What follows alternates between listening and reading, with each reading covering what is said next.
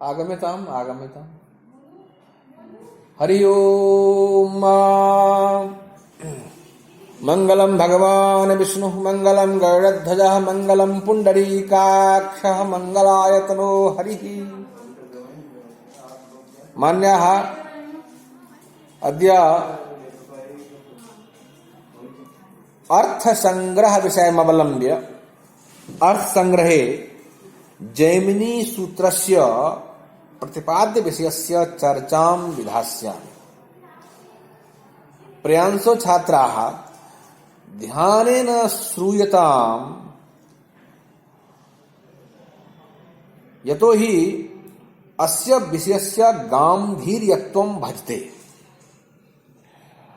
प्रथमं जिज्ञासा भवति यत् जैमिनी सूत्रस्य प्रतिपाद्य विषयः कः।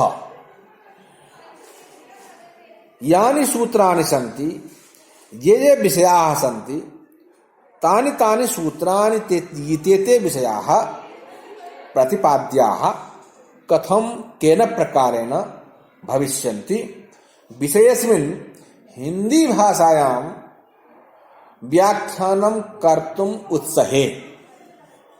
प्रथम अध्याय में, मीमांसा के प्रथम अध्याय में अर्थ संग्रह के सूत्रों, जैमिनी सूत्रों का जो प्रतिपाद्य विषय है, उसके प्रथम अध्याय में विधि, अर्थवाद, मंत्र, स्मृति और नामधेय के अर्थों में जो शब्द राशि है उसी की प्रामाणिकता बतलाई गई है। इसके प्रथम पाद में विधि का प्रामाण्य, द्वितीय पाद में अर्थवाद, मंत्रों का प्रामाण्य और तृतीय पाद में मनु आदि स्मृतियों का प्रामाण्य और चतुर्थ पाद में नामधेय की प्रामाणिकता पर विचार किया गया है। यह ध्यान देने योग्य बात है कि विधि, अर्थवाद, मंत्र और स्मृति के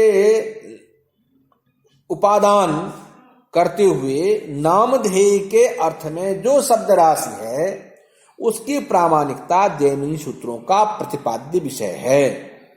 द्वितीय अध्याय में उपोद्घात, कर्म भेद के प्रामाण्य तथा उससे संबंधित प्रयोगों का प्रतिपादन हुआ। प्रथम पाद के कर्म भेद का वर्णन करने के लिए उपोद्घात का आरंभ किया गया, जिसमें अपूर्व का बोध कराने के लिए आख्यात को उपयुक्त माना गया। धर्म का वर्णन ही तीनों वेदों में बताया गया, जिसकी रचना उत्कृष्ट भाषा में हुई। और इसी प्रकार द्वितीय पाद में धातु भेद, पुनरुक्तादि दोष और तृतीय पाद में उपर्युक्त कर्म भेद की प्रामाणिकता और उसके अबाध के बारे में वर्णन किया गया।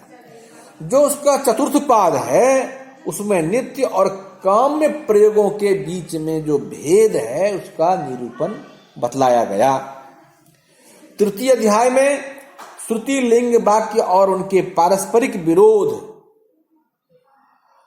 प्रतिपत्ति कर्म कहते हैं उपयुक्त द्रव्यों का विनियोग, आकस्मिक रूप से निर्दिष्ट वस्तुओं का बहुत से प्रधान कर्मों में सहायक और अन्य जो प्रयाज आदि कर्म हैं उसमें यजमानों के कर्म पर विचार बताया गया है। मीमांसा सूत्र के तृतीय अध्याय में 8 पाद हैं। यह ध्यान देने योग्य बात है कि मीमांसा के जो तृतीय अध्याय हैं उसमें 8 पाद हैं और प्रथम पाद में श्रुति प्रमाण, द्वितीय में लिंग प्रमाण, तृतीय में वाक्य प्रमाण और उसके बाद चतुर्थ पाद में निबीत, उपबीत आदि कर्मों की विधि तथा अर्थवाद। इसका निर्णय करने के लिए श्रुति आदि 6 प्रमाणों को परस्पर विरोध की मीमांसा बतलाई गई।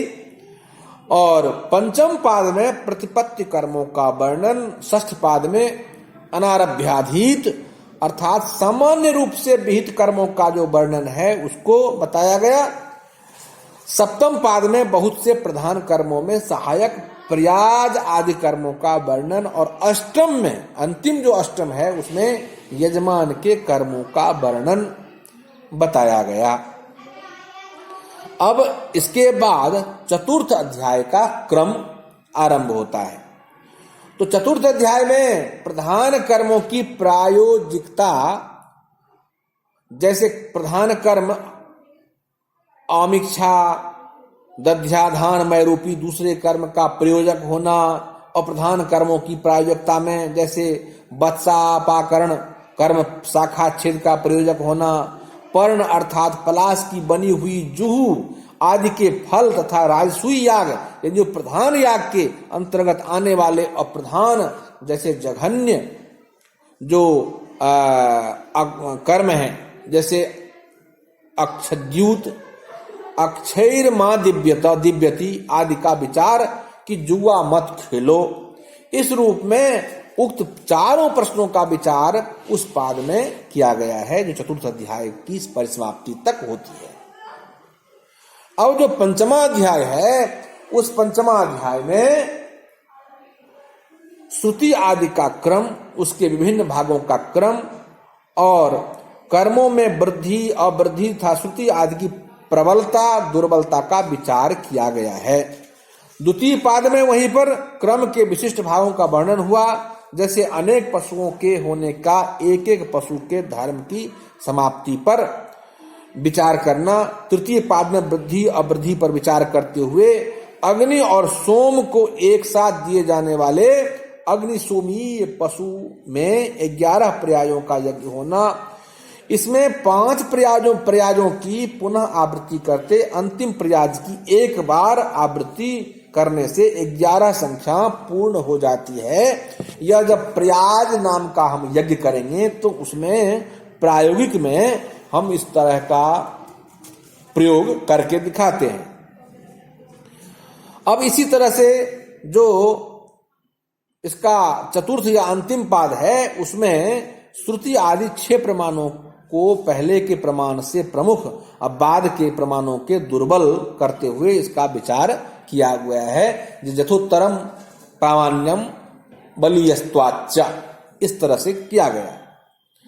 षष्ठ अध्याय में यज्ञ करने के अधिकारी व्यक्ति, उनके धर्म, उनके कर्म, यज्ञ में प्रयुक्त होने वाले सामग्री, विहित द्रव्य और उसके न मिलने पर तत्तद वस्तुओं का प्रक्षेप किस तरह से होता है वो दिखाया गया है। और षष्ठाध्याय में 8 पाद हैं। प्रथम पाद में यज्ञ के अधिकारी, द्वितीय पाद में अधिकारी के धर्म, तृतीय पाद में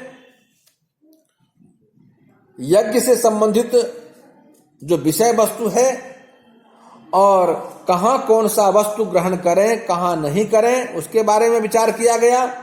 चतुर्थ पाद में किन किन वस्तुओं को कहां कहां लोप कहां कहां यह निरूपित होता है उसका विचार किया गया। पंचम पाद में कहीं पर भूल जाने पर जो प्रायश्चित्त का विधान है उसका विचार किया गया, उसका विधान किया गया। और षष्ठ पाद में सत्र नामक यज्ञ के अधिकारियों का वर्णन, सप्तम पाद में अदेय और देय वस्तुओं का वर्णन और अष्टम पाद में वहां पर लौकिक अग्नि का होम कहां करें इसके बारे में विचार किया गया। सप्तम अध्याय में वैदिक वाक्यों का प्रत्यक्ष आदेश से किसी यज्ञ के कर्मों का दूसरे यज्ञ में स्थानांतरण, अवशिष्ट विचार, अग्निहोत्र विचार और तृतीय में लिंग के कारण स्थानांतरण को बताया गया। यहाँ जो स्थानांतरण है वह ये है कि अग्निहोत्र और अग्निष्टोम जो यज्ञ है उसमें किसी विहित वस्तु के न होने पर फिर पुनः किन वस्तुओं का ग्रहण किया जाए उसके बारे में विचार किया गया ही स्थानांतरण शब्द को अभिहित करता है। 8वें अध्याय में स्पष्ट लिंगों द्वारा किए गए अतिदेश प्रथम पाद में, फिर द्वितीय पाद में प्रबल जो उसका स्थान है, तृतीय पाद में आसादित वस्तुओं का यथास्थान रखना, निर्देश करना। इस तरह से अपवाद के भी कुछ लक्षण वहां प्रदर्शित किए गए हैं। 9वें अध्याय में मंत्र में आए हुए देवता, लिंग, संख्या आदि के वाचक शब्दों का प्रयोग किन अवसरों पर कैसे होना चाहिए उसके बारे में विचार किया गया। इस तरह से तर्क और उसमें आए हुए शंका समाधानों का वर्णन भी 9वें अध्याय में विचार किया गया। 10वें अध्याय में 8 पाद में पहले कारण स्वरूप का वर्णन कर उसके बाद किन कर्मों के द्वारा कौन सा वेदी का निर्माण कहाँ किया जाए, उसी प्रकार उदाहरण देते हुए प्रकृति याग और विकृति याग का वर्णन बताया गया। प्रकृति याग के अनेक उपांगों का वर्णन बताया गया और विकृति याग के अनेक भेदोपभेद प्रभेदों का वर्णन भी वहां बताया गया। अब 11वें अध्याय में जो तंत्र का उपोद्घात है, ये तंत्र और आवाप, तंत्र का विस्तार, आवाप का विस्तार, अनेक लक्षणों के द्वारा उसका समायोजन और उसी तरह से उन तंत्रों के पठन में आवृत्ति के बीच जो भेद है उस भेदों को भी वहां बताया गया, जबकि उनका उद्देश्य पूर्ण वस्तुओं को यथास्थान रखने के विधि को उसी प्रसंग में बतलाते हुए सानुष्ठान बताया गया है। 12 अध्याय के प्रसंग में एक मुख्य उद्देश्य किया जाने पर दूसरे में प्रसंगतः उसका उल्लेख और उसका विचार करते हुए साधारण धर्मों से युक्त जो विचार है उसका निर्णय, उसका समुच्चय, उसका विकल्प, उनके वो विचार किया गया है। इस तरह से 12 अध्यायों में जैमिनी सूत्र का प्रतिपादन किया गया, जिसमें विधि, अर्थवाद, मंत्र, स्मृति, नामधेय के अर्थों में जो शब्द राशि प्रयुक्त हुए हैं उन शब्द राशियों के विभिन्न अर्थों में, विभिन्न आसादित वस्तुओं में किस तरह से उसका प्रयोग किया जाए उसके बारे में बताया गया।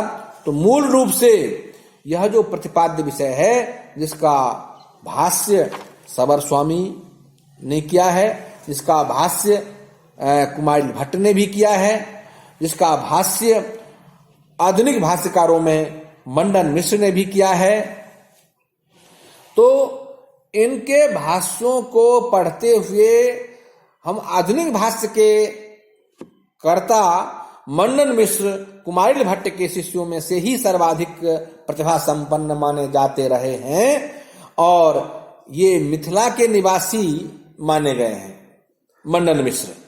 तो इनकी मीमांसा से संबंधित जो कुछ प्रसिद्ध रचनाएं हैं उसमें विधि विवेक है, भावना विवेक है, विभ्रम विवेक है, मीमांसा सूत्रानुक्रमणी है, यह सब है। और कुमारिल भट्ट के सिद्धांतों के अनुगमन करने वाले विद्वानों में पार्थ का नाम आता है, पार्थ सारथी का नाम आता है, जिसका पूरा नाम है पार्थ सारथी मिश्र, और का नाम बड़ी श्रद्धा से हम उसका नाम आदर से लेते हैं। इनका जो जन्म है वो भी मिथिला की भूमि ही मानी जाती है। इस प्रकार इनके ग्रंथों में न्याय रत्नमाला जो है बहुत ही प्रसिद्ध ग्रंथ है। तो पार्थ सारथी मिश्र के पहले भी श्लोक वार्तिक नाम की टीकाएं जो उन्होंने लिखी है, जो मिथिला में आज भी काफी प्रचलित टीकाओं में से एक है। इसके बाद माधवाचार्य का जैमिनी न्याय विस्तर, फिर खंडदेव मिश्र का जो है भट्ट कौस्तुभ, जिसको भट्ट कौस्तुभ के नाम से भी, भट्ट दीप काव्य के नाम से भी जाना जाता है, और अंतिम में जो प्रभाकर संप्रदाय के आचार्य हुए उसमें कुमारिल संप्रदाय के अतिरिक्त प्रभाकर गुरु के नाम से विद्वान इन प्रतिपाद्य विषयों का व्याख्यान करने में उनका योगदान भी रहा है। तो मीमांसा दर्शन के कुछ मौलिक सिद्धांत में वेद पौरुषेयत्व विचार जो उन्होंने सबसे पहले किया, उसका व्याख्यान पढ़ने योग्य है। समयाभाव में आज की कक्षा यही विराम लेती है, लेकिन कल की कक्षा में मैं मीमांसा दर्शन के कुछ मौलिक सिद्धांतों के बारे में, जिसमें वेदा पौरुषेयत्व विचार, पौरुष वेदा पौरुषेय अपौरुषेयो वा, इस मामले में इसका व्याख्यान मैं करूंगा। तब तक आप लोगों को, आप सभी छात्रों को यह मैं कहना चाहूंगा, प्रबोध करना चाहूंगा कि मीमांसा के विभिन्न विषयों के आकार, उसके व्याख्यान, उसके उपांगभूत जो टीकाएं हैं, उसका अध्ययन करना है। तभी जाकर के समझ में आएगी बात। नहीं तो मैं जो यह व्याख्यान करूंगा, करने जा रहा हूं, उसमें स्मृतिकार याज्ञवल्क्य मुनि वेद का जो व्याख्यान है, उसमें प्रत्यक्ष अनुमान आदि प्रमाणों के द्वारा जिन पदार्थों का बोध हम प्रत्यक्ष नहीं कर पाते हैं, उसका वेदाधारित बोध करते हैं। इसीलिए कहा गया कि वेद उसका बोध इसलिए कराता है कि वेद का वेदत्व इसी में है। वेद भाष्यकर्ता सायणाचार्य कहते हैं कि जो ग्रंथ अनिष्ट का परिहार पूर्वक और इष्ट प्राप्ति के लिए अलौकिक उपाय का प्रदर्शन करता है, करवाता है, वही तो वेद है। आपने पहले भी सुना होगा, इष्ट प्राप्य निष्ट परिहारयो अलौकिक उपायम यो ग्रंथो वेदयति स वेदः। कहने का तात्पर्य है कि जो ग्रंथ अनिष्ट का परिहार और इष्ट की प्राप्ति में अलौकिक उपाय का प्रदर्शन करता है, वही वेद है। यह मीमांसा ग्रंथ का प्रथम उपादान, प्रथम विषय, प्रथम जो व्याख्या है, वह आधारित है। और इसमें हमारे पूर्वज विद्वान कुमारिल भट्ट, प्रभाकर गुरु आदि का विशेष ही उल्लेख मिलता है।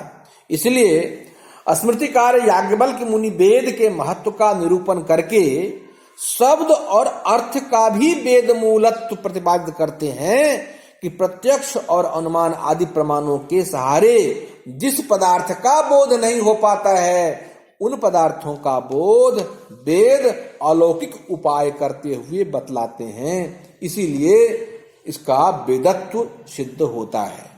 तो आज की कक्षा यहीं विराम लेती है। अगली कक्षा में पुनः मंत्र ब्राह्मणयोर वेद नामधेयम कथमिति, किस तरह से कहा गया और मीमांसा दर्शन के अनुसार वेद पौरुषेयत्व विचार कैसे हुआ, इसके बारे में हम बतलाएंगे। तो आज की कक्षा यही विराम लेती है। धन्यवाद।